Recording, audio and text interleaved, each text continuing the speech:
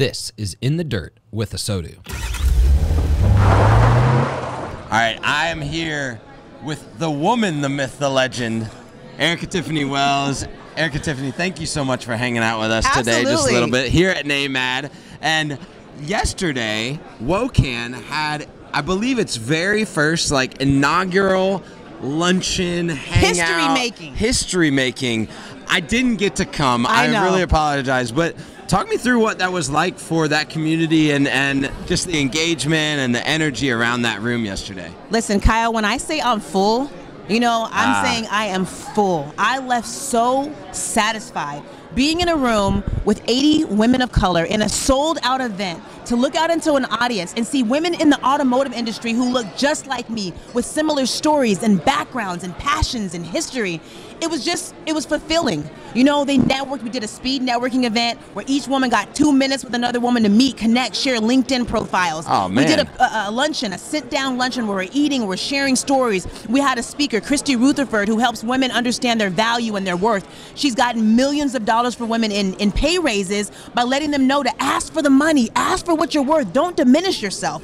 So in the end, people were crying, people were laughing, people were sharing stories, people got awards, and we as WOCAN understood that our vision was fulfilled, right? We started this in 2020. It's been all virtual the entire time, and for the first time in our history, we were able to do an event here at NAMAD, sponsored by Cars.com and Chase, and having 80 women of color right here in the business making it happen, and it was history making. It was phenomenal. I am so satisfied. That's awesome. So what's the trajectory for that organization? What's next? So what's on the horizon if people don't know about it, or if they've heard about it and it's what are they really going to do? Right. What's next? What's on the horizon for you? Well, for us, it's about continuing to bring more women in and then getting them back out, right? So people are always asking me, Erikka, can you speak at this event? Can you be a part of it? I'm tapping out. I'm bringing my ladies in. I got a Janae Andrews, I got Jessica Figueroa. I'm bringing these people in because I want to share their stories, and we want to continue to make this bigger. We're going to do a conference like this, right? We're going to have a 2 or 3 day conference. Okay. We're going to have to lean on ASOTU for some of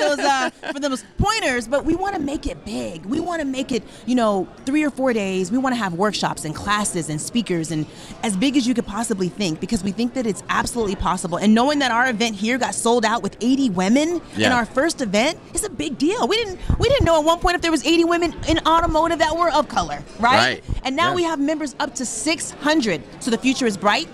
The future is beautiful. The future is brown. And we're super excited about the future here with Women of Color Automotive Network. That's awesome. Now, your trajectory personally in your future with your role in the stores has changed significantly recently. You've gone from kind of a smaller group in a smaller town to a mega group to Walzer, which is like a whole machine. What's that? Just give me a little insight into the experience and the onboarding and how coming into that organization has changed your perspective for our industry. So I'm 30 days in, and I'll say I'm unlearning. I'm unlearning, right? Walzer is such a unique organization. One price, one point of contact, one rate. And it took me a minute because I had to ask them, after 1 week, I'm is this the car business? Where am I? I'm in the matrix. Right. But what I realized is that they're really good at processes. I mean, I'm looking at my numbers every single day. They're really good at the customer experience. These customers, it's like a machine.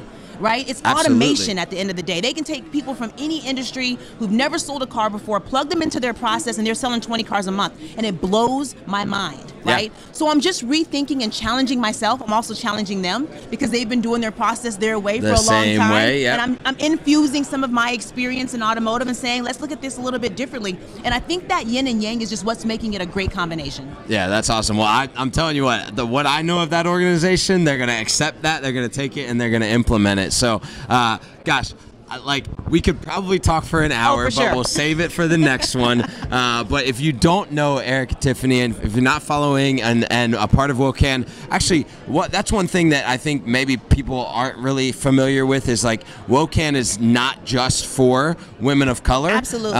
And even particularly Black and brown women. It is women of color, and also there's opportunity.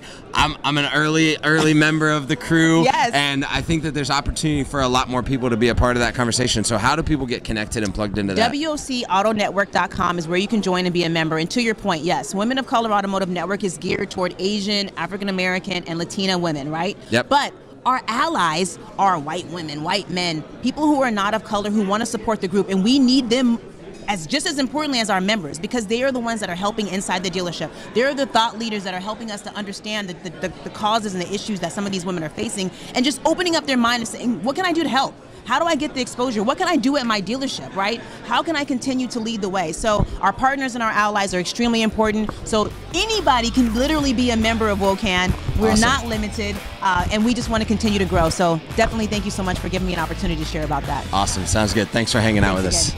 Thanks for watching this episode of In the Dirt with ASOTU. If you're new to our channel, make sure and mash that like and subscribe button. Also, check out some of these links for our other great podcasts and content.